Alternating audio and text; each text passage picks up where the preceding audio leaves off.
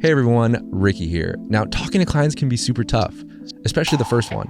So today we go over what to do when a new client calls you. Enjoy.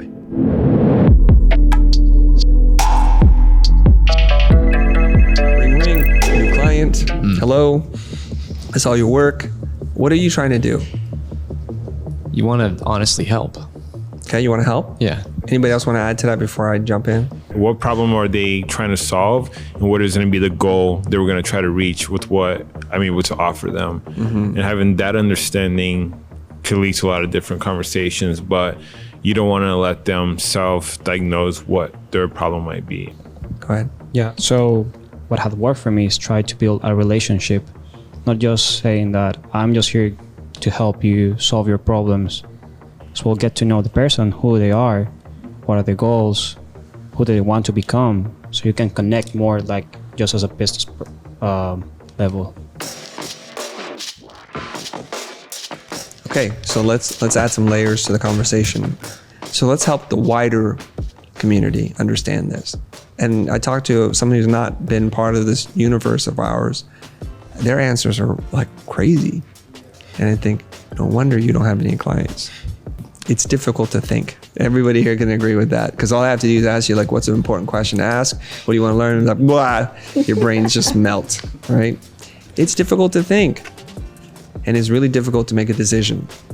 Just remember those two things. It's difficult to think. It's difficult to make a decision. So when you talk to a client, you're like, so what's the problem? It's like, you're asking me to tell you like what I don't know. If I knew, I would have told you. And so we have to develop language and techniques to do that. So we have to assist the client to think. And then we have to remove the fear of making a decision. And you know how difficult it is to make a decision. I witnessed it many times in the last 48 hours. We'd go out to eat together. Some of you, I'd bring you up. I was like, this is how the menu works.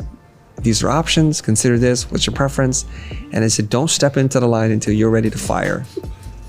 You know this. Got it? Mo says, yes, I got it. Mo says, I got it. And he walks up, and then he starts asking more questions. Chill out. He's asking and asking. And I'm just sitting there rolling my eyes like, Mo, it's just one meal of many meals that you can have. It's not the last meal. 4 tacos. And it'll be okay. So you know how difficult it can be to make a decision. Now you're going to ask your client to make a decision on where they're going to spend $100,000. And you want them to make the decision on the call. They don't know you from Jack. They heard a few good things. They saw a few things, but we all know you can see things and you can hear things that don't work out, because the world is full of people who are faking it. How do they know we're the genuine deal? Okay, so just remember, what are the two things? It's difficult to think. It's difficult to make a decision. So how do we help them to think? We're going to ask them some questions. And we have to ask them in a slightly leading way, because it can't just be like, what do you think of the world? Then you're going to get all kinds of answers. So we kind of have to point them in a direction based on some of our knowledge and experience. And this is how we are going to express and communicate to the other person. We're not new to this industry. So the quality of the question then determines the quality of the knowledge that you have. And you can tell because they ask very pointed questions. And this is part of the Socratic process, to ask short questions that are easy to answer, that lead you to something. You're making a big complex problem something smaller, so it's easier to understand one part of it. That makes sense, right? You're excavating the information from the person's brain. You're listening and you're playing back what you've heard, and you're checking to see if it's leading in some kind of logical direction.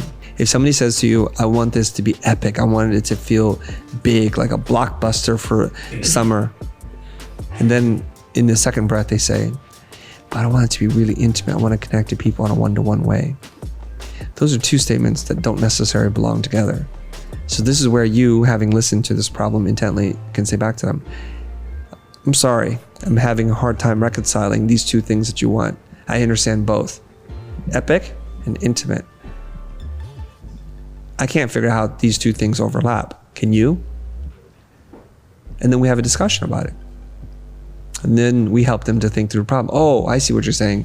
I actually really want it to be an intimate feeling, but to have the production value of the epic.